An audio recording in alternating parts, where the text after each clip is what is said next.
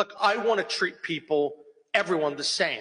Everyone should be subject to the same rules, the rule of law, regardless of skin color, religion, any issues. We should not be discriminatory. We shouldn't be picking all these winners and losers. Now, America is going to have to find a way to dramatically increase its power footprint, or China is going to eclipse our nation in a technological battle that determines our national security.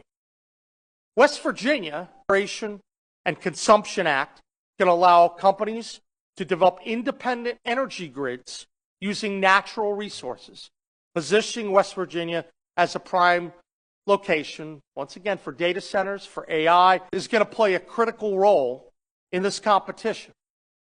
That's because our state has many competitive advantages to producing massive amounts of power. We have abundant energy resources. Put off the gas. Right now, we're in a ferocious competition between the United States and China. The winner of that competition is going to be the country which powers the enormous data microgrid. Is a self-contained power network that operates separate from the main power grid. Right now, the West Virginia Code allows for 2 microgrids in the entire state.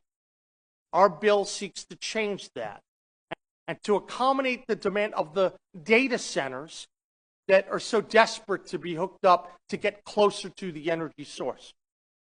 Current law also requires these microgrids to be powered by renewable. And the grids most Americans are on aren't just big, they're huge. The entire East Coast, from Canada to Florida, is on one grid, and the entire West Coast is connected in another. In God we trust. Our faith in God has propelled America through 250 years of success, and by God, we're not going to stop now.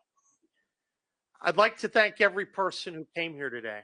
I'm hoping that one of them probably gets sued, the In God We Trust. I think we're going to win that one in court. But we shouldn't run away from God and the importance that faith plays in our society. So I'm very proud to stand before you today and make sure that everyone is going to help lead the way to defeat the China menace. And we're going to position America as the energy capital of the world.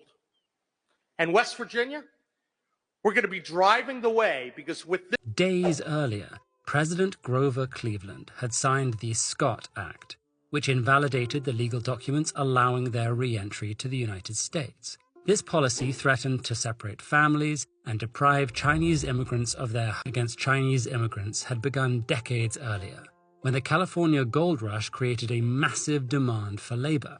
Initially, Chinese immigrants were welcomed as reliable workers and became essential parts of frontier communities. Many American workers began to see them as a threat. Politicians and labor leaders denounced them for driving down wages, and violence against Chinese individuals became increasingly common. This anti-Chinese sentiment soon found its way. At a trial where a white man was convicted of murdering a Chinese man, the California Supreme Court overturned the conviction, holding that Chinese eyewitness testimony was inadmissible. The court declared that Chinese citizens could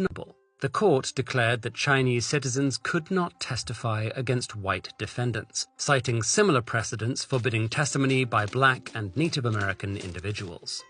This decision effectively legalized violence against Chinese individuals couldn't leave the United States and return without first applying for a certificate of re-entry.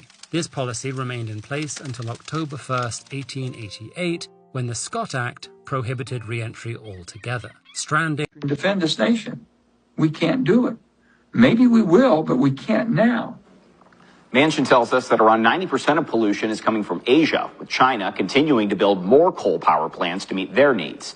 He also says that he's been in contact with less money for Medicare, fewer prescription drugs for seniors. Money cut from Medicare to pay for his liberal environmental agenda. Chinese solar panels. Racism and division in our country. Why are you attacking Asian?